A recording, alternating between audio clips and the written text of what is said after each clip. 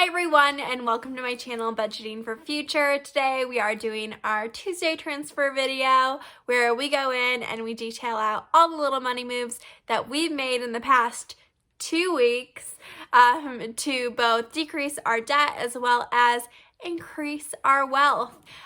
Overall, we are really focused on, at this point in our lives, saving money, not only for retirement, but also for our business. And yeah, let's go ahead and just jump right into this thing. So to start us off, I said for the last 2 weeks, because I did miss my last Tuesday transfer video because our household finally got our vaccines and they just kicked my butt. I got my second dose. I was sick for probably like 36 hours. Could not do anything other than sleep. I was barely eating, and I had a temperature of about 101 for at minimum 24 hours, but I am feeling a lot better now. And so I skipped last week because it was all just too much on top of not feeling well. It was my finals week for school, and I am still trying to wrap up the last parts of my old job as I'm transitioning into my new role at the company. So needless to say, there's all my excuses. On top of that, we had 3 money moves we made last week, and I was like, okay, I mean, I can tell you guys all of them, but it wouldn't have been worth it. It would have been the silliest video. I don't think you would have enjoyed it. So I was like, I'll skip it. I'll just let them know in this video what we did last week. So again, we made 3 total money moves last week, and those include putting $75 towards our IRA in order to make it so that we were at that point investing 14% of our money into retirement investing accounts. We also put $35 into our Christmas sinking fund, and we also put $30 into our pet sinking fund as well.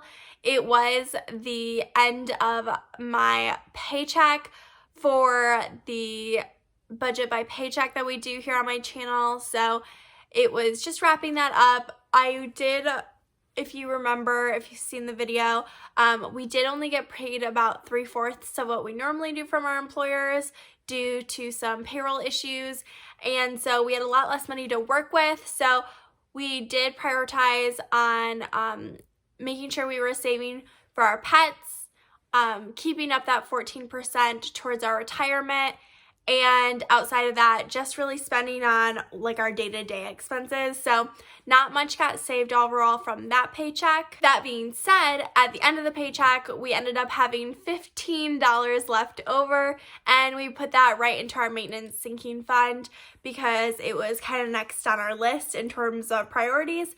For our sinking funds, we weren't able to save like we had originally planned. I think normally we save about $25 for our maintenance sinking fund, so $15 topped it up there, and then we weren't able to put anything towards vacation, clothing, and our down payment that we are trying to save up for our rental property. We did also get paid at the end of last week, and so we were finally paid the money that we didn't get for the last paycheck in this paycheck, so that was good. We had just about an extra $1,000 that got moved from a previous paycheck to the new one, and we are so thankful that it worked out this time. And we did also, because of the fact that we were getting so much more money, we had a lot more money come into our 401ks. So the money moves that are associated with our paychecks is, first, we do have a 401k loan that we are still trying to pay off. We paid $57.31 towards that, and now we are super close to being under only $2,000 left in debt there.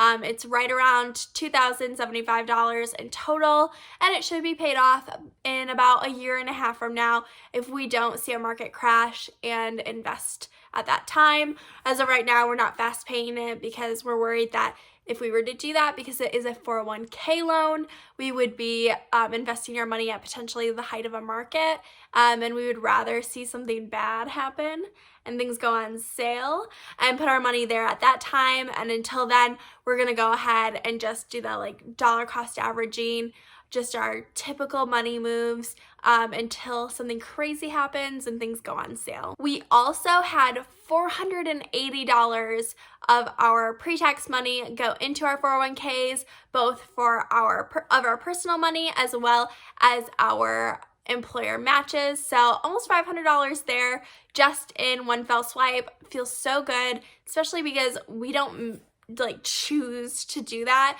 We at the beginning of the year have that we're putting 5% of our own money in there, and our employer matches us 4% on top of that, and that money just kind of automatically disappears from our lives, which feels really nice. We do heavily invest in both the S&P 500 through index funds, and then we also have some total stock market minus US, so that we're covering really most of the European Union and trying to follow their stock market as well. In terms of what we were able to save for our sinking funds, we put $40 away towards our phone sinking fund. We also put $30 again towards pets. So we are currently all stocked up on money for them for when we next need to buy them some more cat litter and cat food. We also put $130 towards our IRA. Now, because everything got really wonky with our pay, I had originally assumed that we would have to put in a lot more towards our IRA in order to meet the 14% income to retirement. That's our goal for this year. It's one of our financial goals.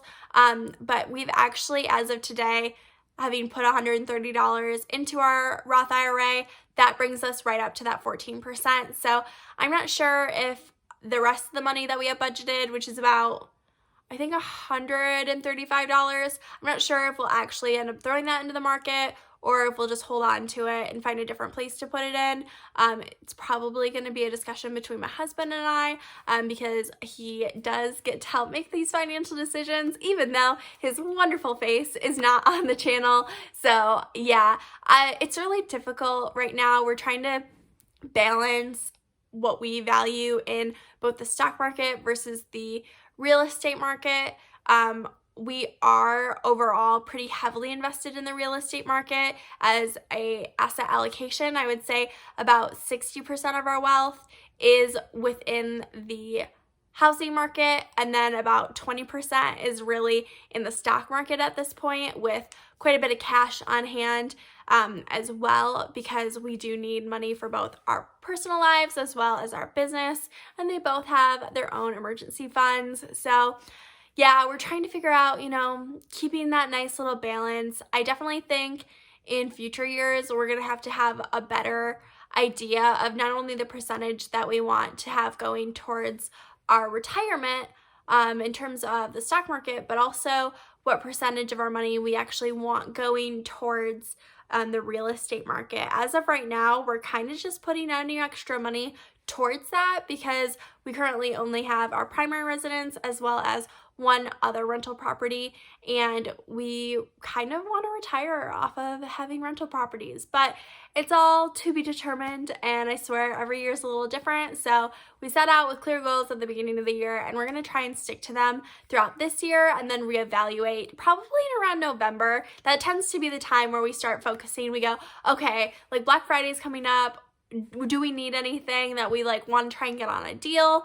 And then after that, okay, what's our paychecks looking like?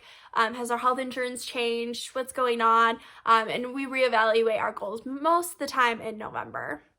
We did finally put $350 into our savings challenge. We originally had planned to do that during the last paycheck, but because everything got messed up, we ended up having to wait till this paycheck to put that in. We've got over $1,000 saved up there, so well on our way to saving up $5,000 in just 1 year. We put another $20 into our Christmas sinking fund and another $25 into our maintenance sinking fund as well. So we are overall kind of backing off on our sinking funds because I really want to focus on kind of putting our savings towards like bigger goals than just having to spend that money, if that makes sense. So we're a little bit in flux there. We also plan to go on a vacation later this year, so some of our money is going to need to start getting allocated towards that. It hopefully won't be like too crazy, but I am thinking that our budget's going to be somewhere around $2,000 to $3,000, and we're hoping to do it in August, and we have nothing planned so far. So that is definitely a big money goal coming up in the future for us, because everything is a little bit of a hot mess there. We were also able to put another $200 towards our down payment for our rental property. This brings up the amount we have saved for that to be $5,641, and overall we could probably afford a house that's just about $25,000. So I recently been putting up photos of different properties that we could buy, but honestly I'm gonna skip it this week. You've seen the hot messes of houses that in our area that are for sale for $25,000. I think ideally our next rental property that we buy would be closer to like $45,000 to $60,000 in initial cost. That, or maybe buying something a little bit lower and then having the money to fix it up to have it equate to the value of around $60,000.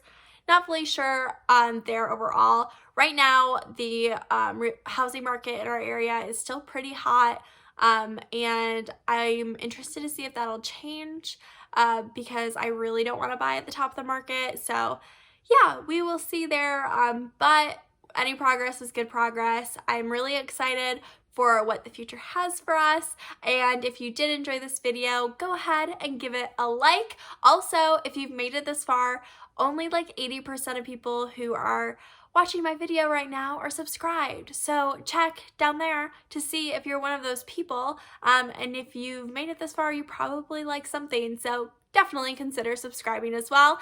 And yeah, I hope you have a great rest of your day. Bye!